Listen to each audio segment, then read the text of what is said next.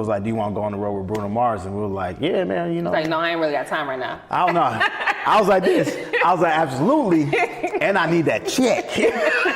I was like, and so like literally, I was like, yo, like, let's do this. Like, and that's like, and at first it was just like, yo, 3 months and you know, whatever happens after that. And I was like, man, 3 months, man, whatever.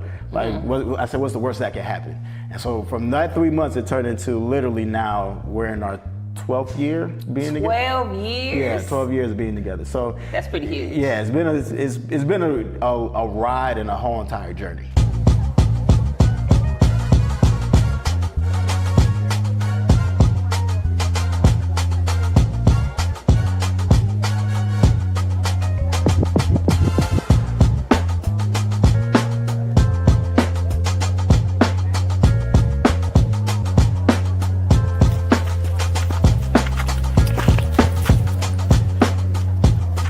You are now watching But First Coffee. So, we're going to start here. Where did your love for instruments come from? Well, that's interesting. So it first started with love of music, right? And so my mom and my dad were both very much into music, so they exposed us to a lot of things, all of my siblings. And as I got older, like when I was in elementary school, the first thing that we could actually do as far as when it was like 4th grade, when they said, all right, you can join the band.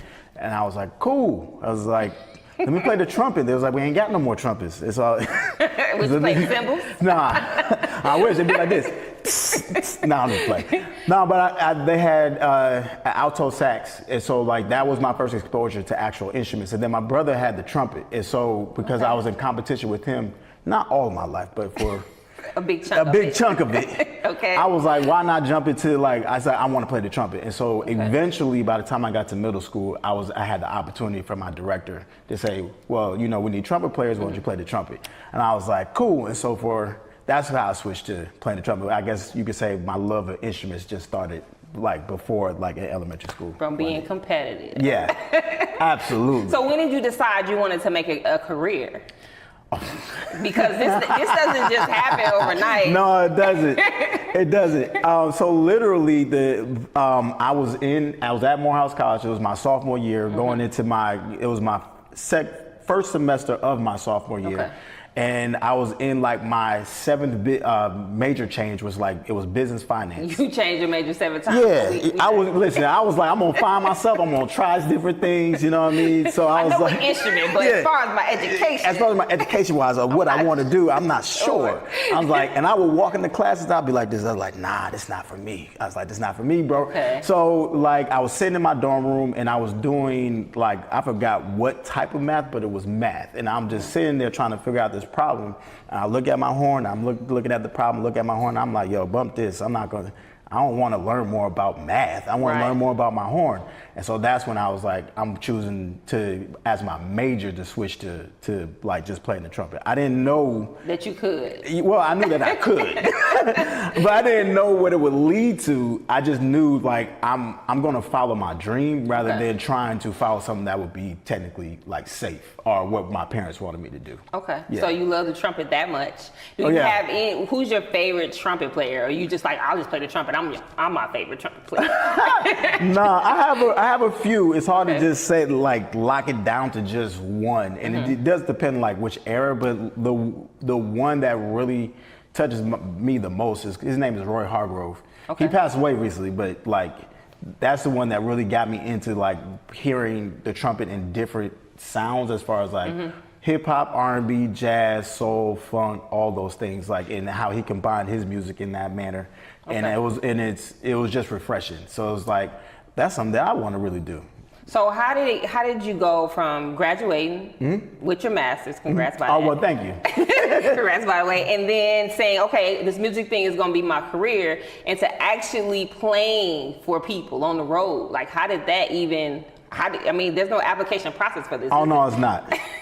And and that's something that I would not even tell or try to tell somebody, yeah, man, you could do this. It's just, nah, it ain't easy. No. So my freshman year of college at Morehouse College, was one of the founders of this band called Jaspex. Okay. And so from that, we were able to be in the Atlanta the underground music scene. Got it, okay. And so that's when we met like Janelle Monae and PJ Morton and a host of other like artists that we were like really like trying to figure out like our own sound like together, it was really, really dope.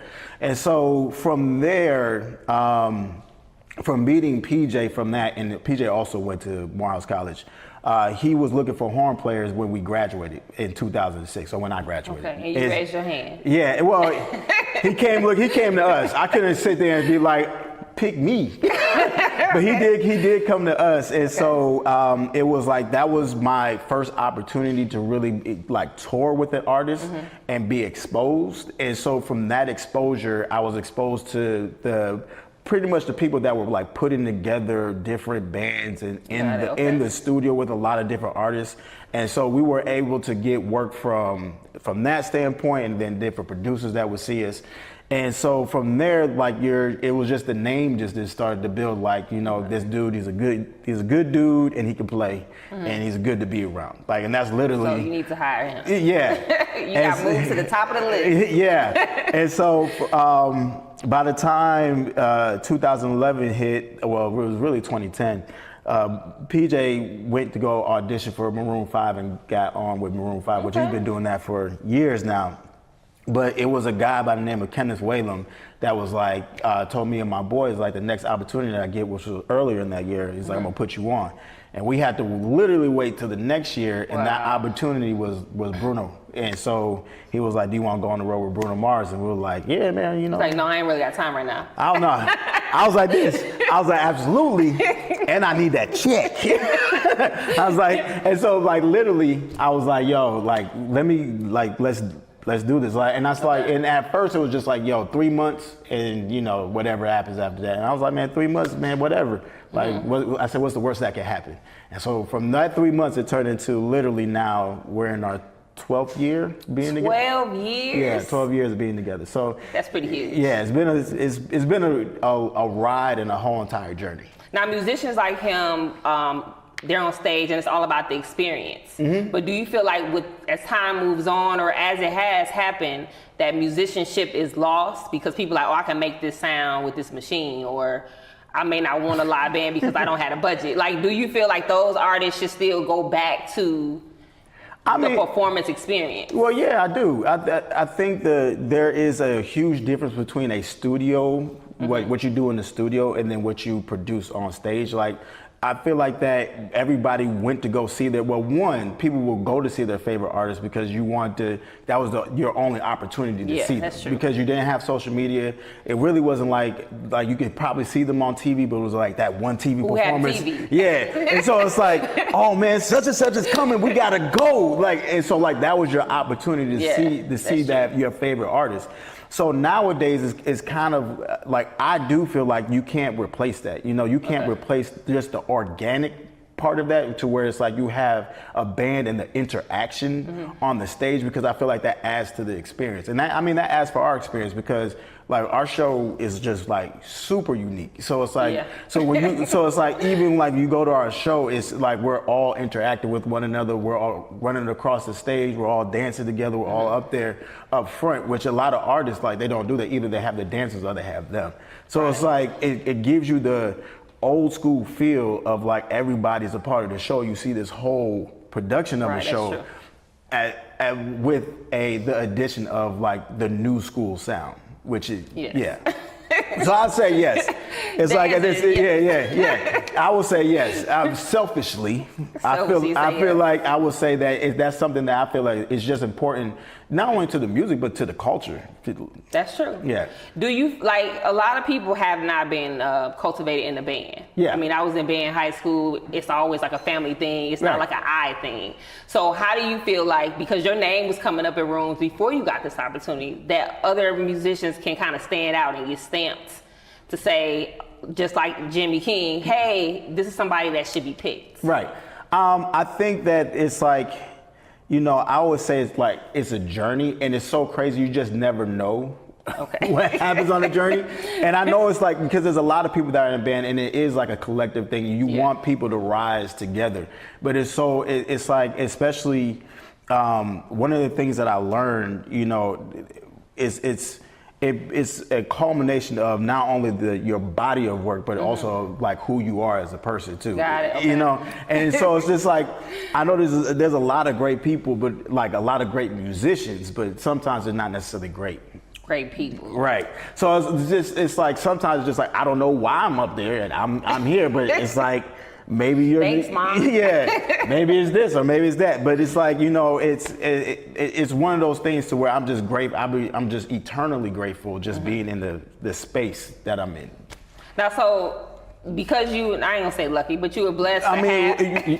Call it what you want to call it. You were blessed to have that block in a career. Yeah. And most people, like you said, are maybe passed around and have to keep auditioning. Right. Like, what's one thing that you've experienced that you're saying, okay, this is why I love it, that's made you stay in it versus saying, you know what, this has been too long? Wow. I would say that the one thing that I've really been blessed to be around has been great artists. Okay. And why I love it is I've been around artists that actually appreciate the not just the musician, but just the craft of just creating the music, just the sonically creating it, or even the show. Okay. So like all that right there is why I love it. And then also it's the interaction with the crowd, you know, and the interaction with so it's like just that energy and that like being able to be in that space is unlike anything other. You say you work with other artists now. I know you probably don't want to say what your favorite artist you work with. But you can. I mean, I'm just gonna give you just the one. Like, yes, I'm just gonna say that person. Great, okay. I can get you in no trouble. Oh no trouble here. Now you say, well, it says that you use 2 different type of trumpets. For people that are musically inclined, what does that mean? Oh, well, I mean, it's not necessarily a trumpet. So I have a trumpet and then I have a flugelhorn. Gotcha. Yeah, okay. Yeah. So a flugelhorn it's in the same family of what you would say a trumpet, but it has a warmer sound, and so it's just a little bit. It looks bigger. like a French horn. Yeah. But so it's a marriage of the French horn and trumpet. Yeah. So what was wrong with the French horn? No.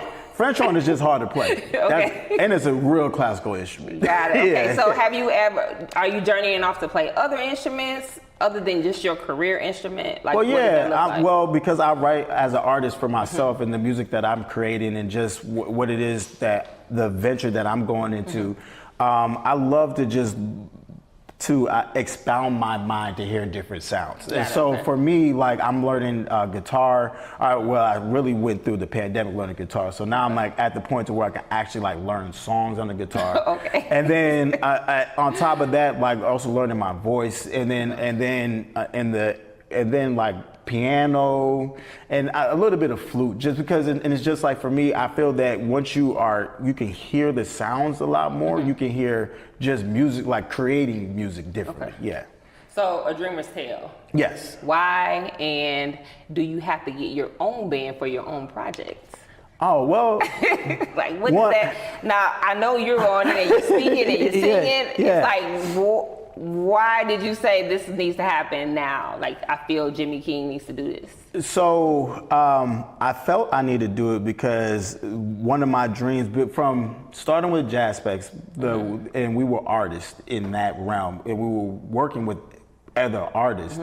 I got the taste and feel of what that felt like. And from there, I went into the musician realm because, you gotta pay bills. So it's like, here's my check. This is how I can make money. I'm gonna go and do that. And so it's like the dream of the artist when we broke up as a band, because we always said that we were gonna do it together. We were together for like 7 years. So from trying to do that for 7 years and then us breaking up, it took some time, like anything, you gotta have your mourning period. Right.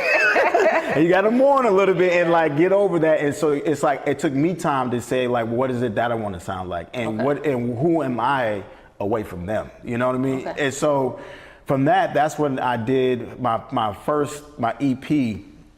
which now I can't remember it, but I did my first EP, which was really a jazz EP. Okay. And so that was just like, what do I sound like as far as just my trumpet?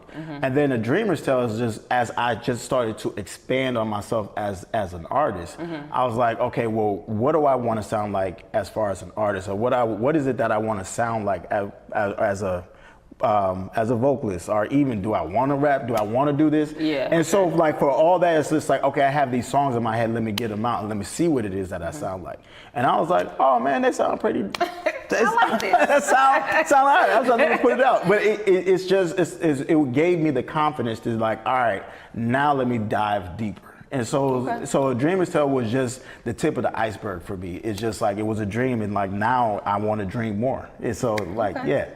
Well, we want to continue to let you dream. We want Oh, to well, see you on thank the journey. you. So we got to get all these concert tickets now, the ones you playing for, and then your own project, just taking all our money, Mr. King. Oh, so yeah. I can't wait to see you drop other musical projects of your own. So Thank you you. can see what you have in store. Don't quit.